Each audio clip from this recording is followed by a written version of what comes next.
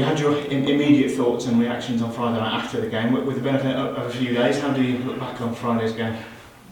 I think this is the art of management to a certain extent, where you always, from a defeat, you're always drawing sort of disappointments, learning curves, lessons in the makeup of your team. And I think that's the key to Friday night's performance. I thought we matched Scunthorpe in a lot of areas, which is credible.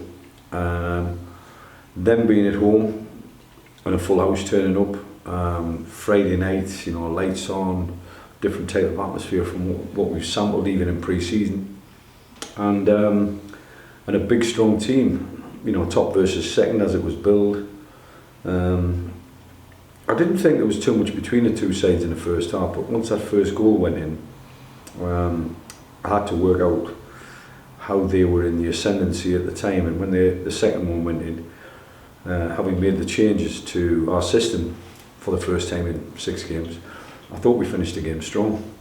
I think there was 1 or 2 players where Scunthorpe were concerned who were doing a turn on the 2 centre halves, the goalkeeper and Luke Summerfield, and putting a full press on us, and consequently we had to work out a different way to get the ball to the front men. And eventually, when we changed the system, probably too late if truth be known, when we changed the system at 2-0 down, I thought the game was going, and again I wouldn't say one-way traffic, but it was certainly going our way. And we had a couple of half chances, hit the post, and then a chance from Rhys McNally. It just, to make it uncomfortable for them, it would have been nice to get to 2-1, because I would like to have seen what we were like at 2-1. I would like to have seen what they were like at 2-1, as opposed to 2-0 comfortable. And but we never got to that stage, and unfortunately we came away from the game with nothing.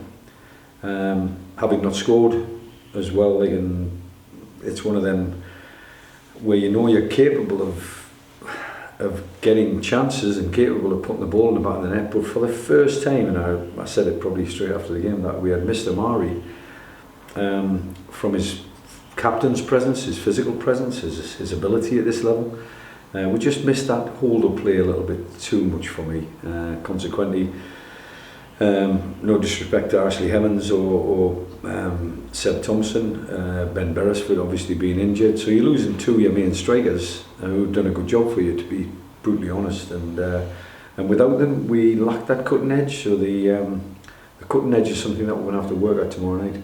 You've said since pre-season and beyond, really, from a tactical point of view, obviously you and Neil McDonald and the team could do what they do from the sidelines, but there would be times during the season where things would go awry and it might not be going to plan, and players have to be able to adapt. Were you happy enough with how they did that, or do you need more from that point of view? No, I think it's difficult, even if you talk about maybe, you're talking about Christian Dibble, a lot of experience. You're talking about Luke Summerfield, a lot of experience. Paul Downing, a lot of experience. There are some reasonably experienced players that still hold high regard for management, and you got to hold what I'm saying here.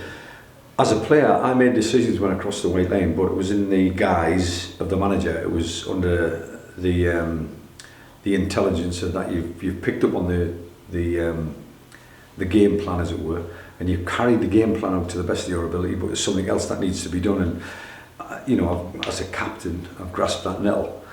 I don't think we did. I think it needed to be a change from a tactical point of view from the sidelines, maybe a change in personnel or a change in system, and we did both. But I should have recognised how much of a strangulation they had put on our 2 centre-halves and Luke Summerfield maybe a little bit earlier, and then maybe changed or rotated that around a little bit quicker, a little bit earlier, and then maybe we would have gotten something from the game. But at 0-0 half-time, a lot of managers come in at half-time, and if you've got 0-0, you've got something to work with, and that's exactly what I thought. Turning around and them attacking their fans was a big bonus for them, a big boost. Had I kept a clean sheet in that situation, I would have been delighted. But we've had a couple of lessons last season. Oldham springs to mind, 12,500, 13,000. Chesterfield against the champions, full house. There's been a couple of examples of stepping up to the plate in hostile conditions, and we just failed on that front and that front alone, probably for a 15-minute period in the second half that cost us a couple of goals and then consequently climbing a mountain. But it would have been nice to just put them under a little bit of uncomfortable pressure, and we didn't get to that stage, and all I mean by that is score a goal. Before we touch on Chester on Tuesday, I just wanted to get your thoughts on the FA Cup. It feels very early in the season to be talking about the FA Cup, of course, but the cliche is you always want a home draw. What are your thoughts on what we'll be looking at in a couple of weeks? The fact that it's a home draw, the fact that it's a team in a division below us, I think, and it's exciting. It's the FA Cup. It's first round. It doesn't matter how far you've got there as a player, coach or manager. And I've been knocking at the door all the way. So if truth be known, being involved in the first round, it's nice to get there, but as all teams at this level want to do is get to the third round if you possibly can, when the big boys come in, as it were. But it's a nice home draw, and something I'm not going to play with. I'm going to have a look at the team and play my best team and not give a chance, to the ones who haven't been playing, because you upset the momentum. If we've got a bit of momentum, hopefully we'll be going into that game with a couple of league wins under our belt. But no, it's an interesting draw. The fact that it's at Agra. Hopefully our theme this year, 100% Agra, will count for the cup as well. Chester on Tuesday, as we touched on, perennially very difficult to play against at this level. Always seem to be well up for it, and got a really strong squad of experienced players. Can rattle off all those things, I suppose. But like you say, I suppose we've got to make it about ourselves, haven't we? I think we do, and that's something that we have done so far. Chester will come here and have a look at the conditions and want to play. There's no doubt about it. But we've addressed that with regards to the 3 home games that we've had. Brackley came here with a certain game plan, and we didn't put it to bed early. We actually ground out a good 1-0 win. That for me was a good sign of what we're like at home. The 3s and the 4s, me and you could play in the second half in them games, but at the same time you still got to put them to bed. And there was 5 or 10 minute spells in them 2 games that you go, wow, we were playing some great football, and we did put it to bed, which allowed us to take off the senior players to a certain extent and rest them for the next game, which always is a bonus, But at the same time, it's not going to be easy. We're on the back of a defeat, which I've just described as a disappointment to us, but it's something that we've got to dust ourselves down and get on with it.